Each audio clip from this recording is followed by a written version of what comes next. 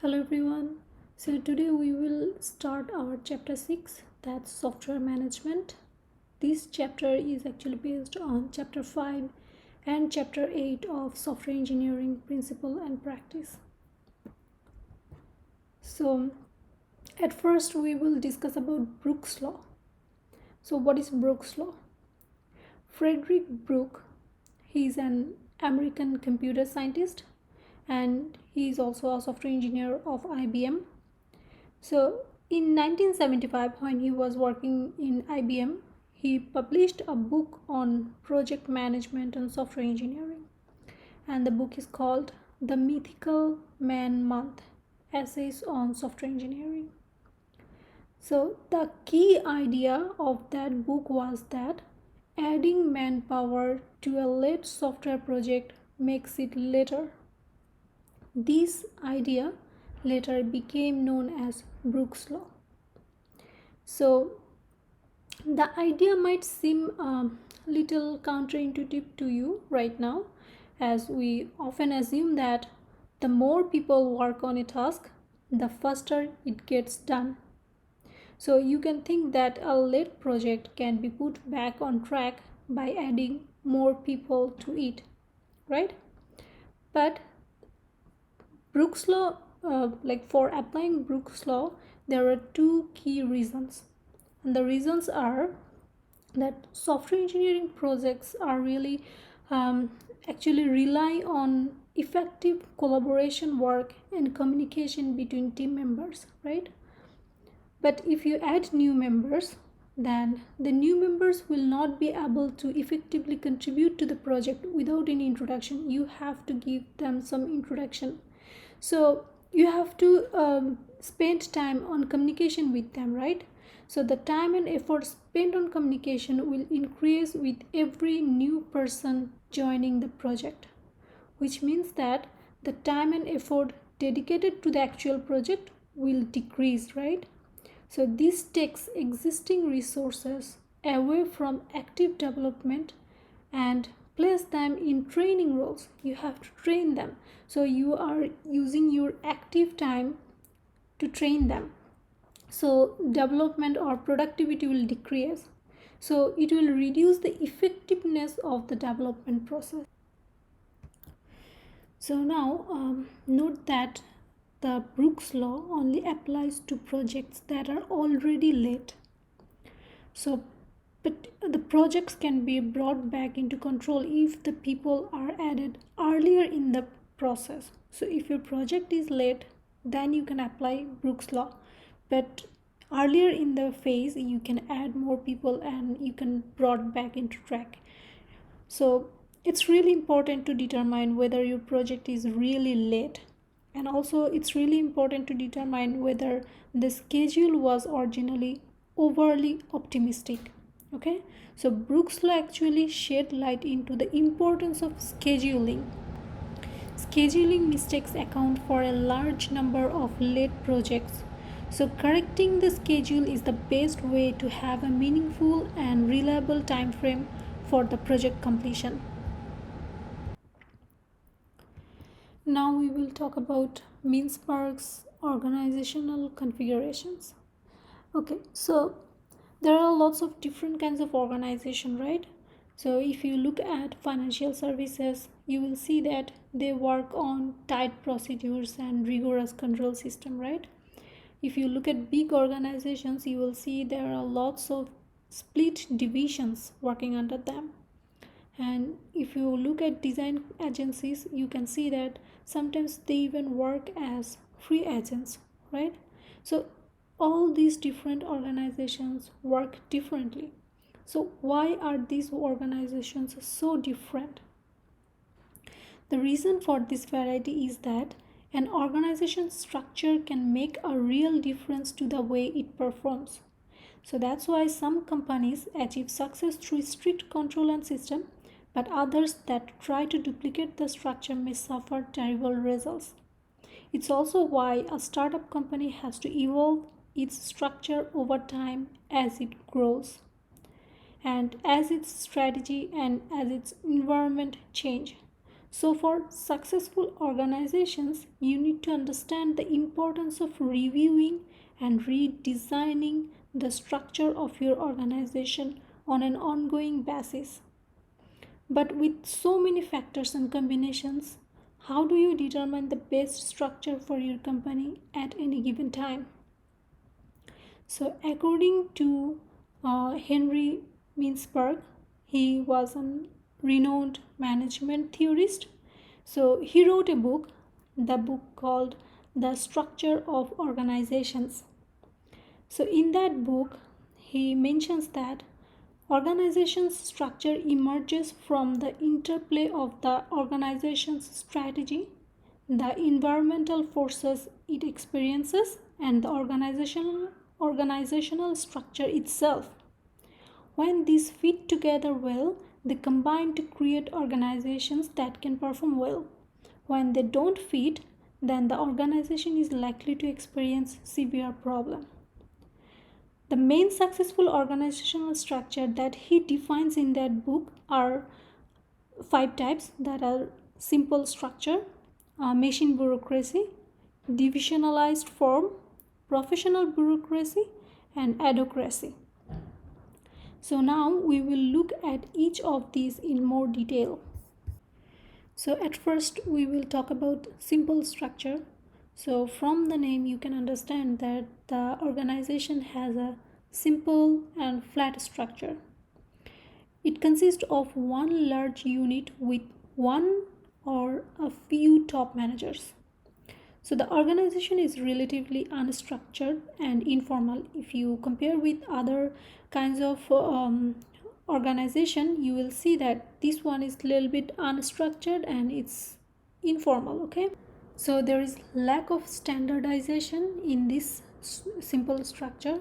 So this lack of standardization allows the organization to be flexible. So this simple structure is actually flexible, fast, and it's lean. So the best example or the common example of this type of organization is a startup company. Okay, so if you look into a startup company, you will see that there may be one top manager and there will be other developers. So the top manager will be in direct communication with other developers or other workers, and there will be direct supervision between them. So a small company, a small startup company can follow these kinds of simple structure. But as the company grow, the structure can be inadequate. And the reason behind this that the decision makers can become so overwhelmed that they start making bad decisions. So this is when they need to start sharing power and decision making. Also, when a company's success depends on one or two individuals, there is a significant risk if they sell up or if they move to a new organization or even if they retire. So this is the disadvantage of following simple structure. So now we will move to machine bureaucracy or the machine organization. The machine organization is defined by its standardization. Here work is very formalized, there are many routines and procedures, decision making is centralized, and tasks are grouped together by functional departments. So the jobs will be clearly defined here. There will be a formal planning process with budgets and audits, and the procedures will regularly be analyzed for efficiency in machine bureaucracy. Okay, so this machine organization has a really tight vertical structure. The functional lines go all the way up to the top, allowing top managers to maintain centralized control. So the top manager will do all the centralized control, and these organizations are really very efficient and they rely heavily on economics of scale for their success. The example of machine bureaucracy could be a large manufacturers company or the government agencies and service firms that perform routine tasks. So if following procedures and meetings precise specifications are important, then the machine structure works well. Now we will talk about the divisionalized platform, or you can say the divisionalized organization. So if an organization has many different product lines and business units, you will typically see a divisional structure in place. A central headquarters supports a number of autonomous divisions that make their own decisions and have their own unique structure. You will often find this type of structure in large and mature organizations that have a variety of brands, produce a wide range of products, or operate in different geographical regions. Any, any of these can form the basis for an autonomous division. So the key benefits of a divisional structure is that it allows the line managers to maintain more control and accountability than in machine structure. There are similarities between these two structure, right? But the main benefit of this divisional structure that it allows line managers to maintain more control and more accountability. Okay, so with day-to-day decision making decentralized, the central team can focus on big picture strategic plan.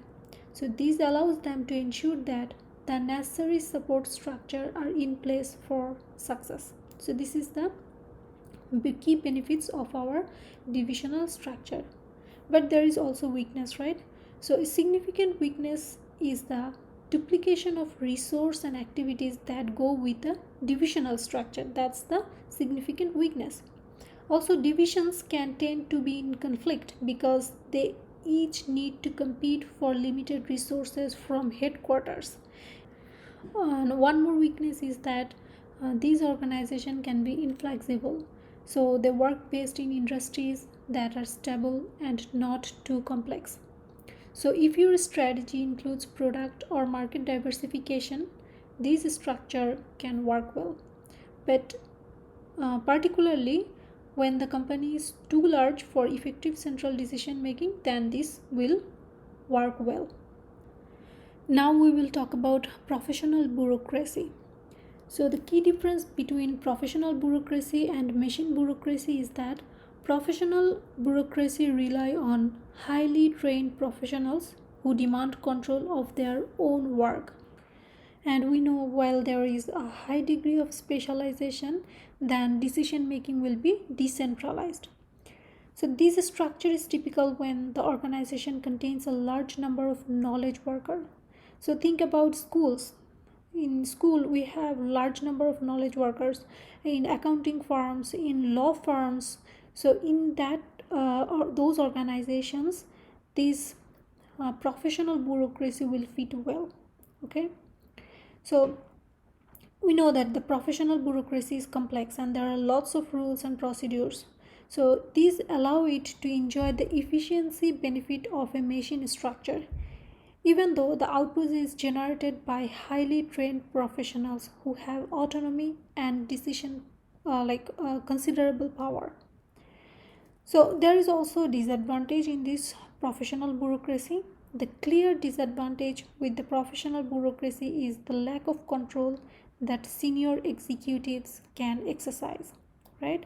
There are lots of people who have direct power and direct authority. So the senior executives have lack of control in that organization. So these can make this organization hard to change. So that's the disadvantage of professional bureaucracy.